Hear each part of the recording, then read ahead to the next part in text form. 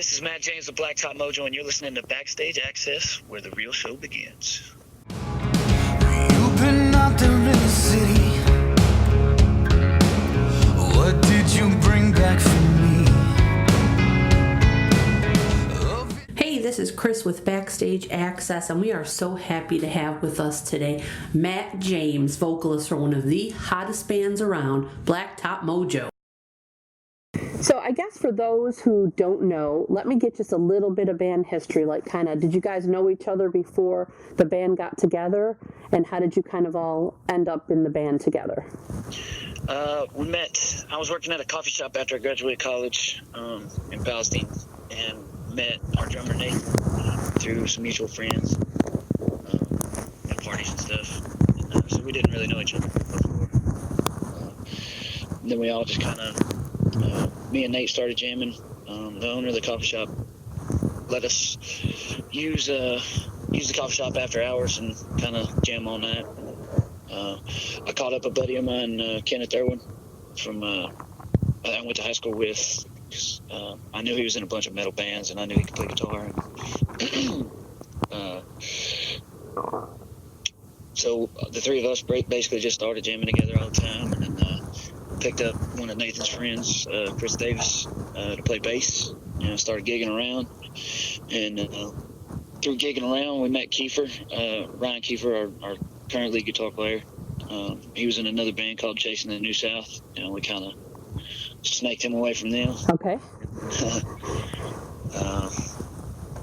Then K.I. left and went to Nashville for a little while, and Kat, our bass player now, was working at a local venue that we played all the time, and we asked him to come play guitar for us. And then when K.I. came back from Nashville, he swapped over to bass, and then K.I. left again, and we got our buddy Chuck Wetfer from Wisconsin, who we met through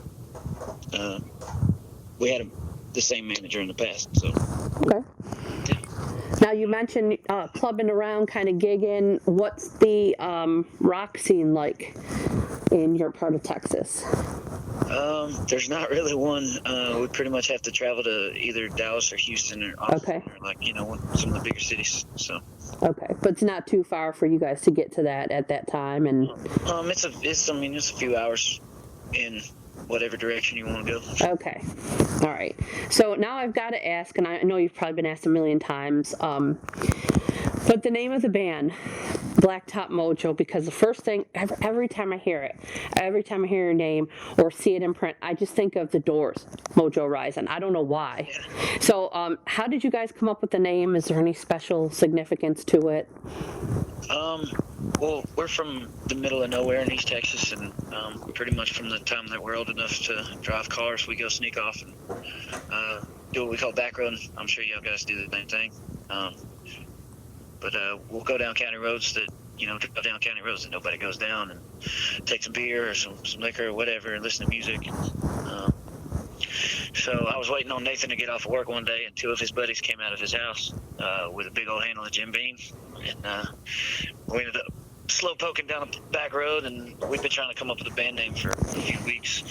And one of his buddies is a duck hunter. He had a Mojo brand duck decoy in his truck, and I needed something to stir my drink with, and he gave me the little key that you wind it up with, and to make the wings move and all that. And then the rest from there is kind of fuzzy, but we got back from that trip, and all three of us were saying Blacktop Mojo, so that's where it came from. Cool. Okay, so now let's talk about Under the Sun. I usually ask kind of how the writing process works within the band, but I noticed that, you guys kind of holed up together for a few months to write this record. So tell me a little bit about how that kind of went and what your process was like during that time. We got off the road in late October last year, and we went and bought some recording gear for the house and just some simple stuff to where we could write, record ideas. Sure. And get it all together, and basically just locked ourselves in the house and drove each other crazy for 24 hours a day of it was wake up, right, and eat, sleep. I mean, all that was on our minds for those few months, I think it was probably 4 months of writing and recording, pre-production and stuff. But that's all we did. Okay. The whole time. So we drove ourselves a little bit crazy, but we're pretty happy with the end result for sure. Absolutely. Now, when it comes to like the lyrics for the songs, what are some of the things that kind of inspired some of the songs on this record? Pretty much just romance gone wrong. It's hard to date in the modern world. That I can believe. Yeah. Because I would be in big trouble if he had to rely on. I know my husband says it all the time. He would be in big trouble if he would have had to text me and tweet me and instant message me and all that stuff. Exactly. Now, as far as the production goes on the record, you used your friend Philip Mosley to produce the album with you guys. So, what kind of does that bring to the table when you know who the producer is? Because is it easier to get your ideas across, or is it a little harder because you're on friendly terms? No, it's definitely Phil's helped us with all three of our records, so he's very familiar with like how we work and kind of the way we put songs together and the way we do things. And he's a genius. I would never say it to his face. No, but he really knows how to take what we come up with idea-wise and make it translate to an album. So. Okay, and you guys have been out on tour for this, and you're kind of nearing the end of this Defy the Sun tour. So how has the tour been so far? Tell us a little bit about what's been going on with the tour. The tour's been awesome. Otherwise, Low Water, Kira, everybody, we're like one big family rolling around. We all party together, we all hang out, we all pick each other up when we're down or whatever. It's been probably the most fun tour that we've ever had, for sure. Cool. And it's I just see 2 more dates left. So are you guys planning on something new going into maybe the new year or anything in the works? We've got some headline shows for the next couple of weeks after the Defy the Sun tour wraps up. Okay. So we'll be out on the road till December 13th, I think is the last date. And then we'll take some time off for the holidays and kind of go home and spend some time with our families and Sure. Probably write some songs and get to work on record number 4. Okay, yeah. So is it something that you guys work on kind of on a continual basis? Like I know this time you kind of all got together and put the album together, but just as ideas flow and inspire you when you're on the road, something that you kind of always do? Oh yeah, we're always writing, always trying to come up with stuff. Even though we say we liked each other and wrote the whole album in 4 months, but that was all stems from ideas that we had, from probably the day after we got done with Burn the Ships. Right. Trying to, always writing stuff down, always trying to, take out your cell phone, record a little guitar riff or whatever.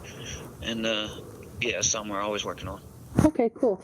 Now, I know a lot of people first became familiar with the band when you guys covered Dream On, the Aerosmith classic. So, and that song just kind of blew up and really put you guys on a lot of people's radar.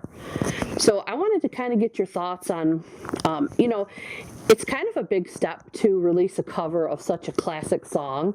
So just tell me kind of like what you guys were thinking. Did you think it was going to go the way it did, or what was going on at the time?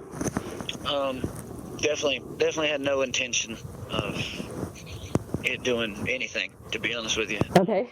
We were in the process of writing our second record, and we were just messing around with putting out covers on YouTube because we hadn't put out any new songs or like any new material at all in I think 3 years, prior to that record coming out. So we just started messing around and putting up videos on YouTube, and we put that one up, and I think it took it about a year, but after about a year, we were in the process of tracking Burn the Ships, and actually it crossed over 1 million views while we were at the studio there, and we thought that it might be a cool addition to the album, since people were responding so well to it. Yeah, absolutely. Yeah. Now, is Aerosmith one of the artists that you listen to, or was this just a kind of a fluke thing? Everybody listens to Aerosmith. Come on. I did, but you never know. What are some of the other artists that kind of, come with your musical background? What did you listen to? I listen to a lot of, thanks to my mama, I listen to a lot of hair metal, Rat, Twisted Sister. Okay. Rat. I feel officially old if your mama was listening to that, because that's my era. And my dad, I remember my dad playing he had the OU812 on cassette. I remember we always listened to that. We were riding around. So, a little Van Halen, a little AC/DC here and there. Nice.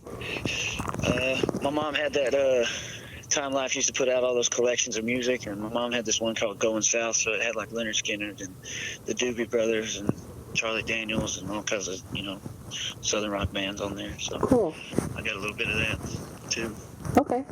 Now, when did you kind of first know that music was what you needed to do? I don't know. I used to play, I lived by myself in an apartment in college, and I used to spend more of my time playing guitar than studying. So used to play at parties all the time. I remember the first time I got everybody we were all kind of drunk, and everybody was singing along, and it was kind of the coolest feeling in the world. And I don't remember the exact moment. But Right. that was one of the, man, this is cool. I like doing this. Well, we're glad you made that choice, because I always say that people usually don't choose music. Music chooses the people. Right.